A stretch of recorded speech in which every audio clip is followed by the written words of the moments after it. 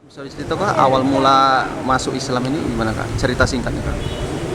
Oh, sebelumnya aku tuh kalau pulang kerja itu kadang dengar suara azan atau suara yang maghrib ke sholat maghrib tuh enak kadang bisa sampai ketidur dewe.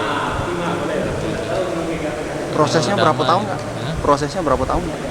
Berapa lama? Udah lama sih Mengenal itu? ya sudah dengar udah lama. Cuman ya Ada dorongan dari orang lain juga Kak?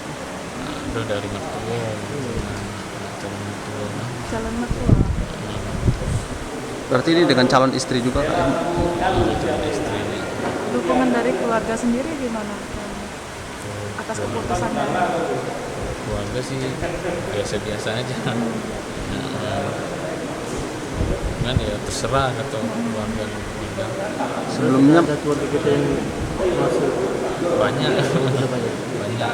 kakak, saudara-saudara yang udah sebelumnya menganut agama Buddha. memang udah Mulai mendatangi Ustadz Didi ke TV sendiri kapan keputusannya? sekitar seminggu yang lalu. Setelah masuk Islam ini gimana Pak, perasaan pertamanya?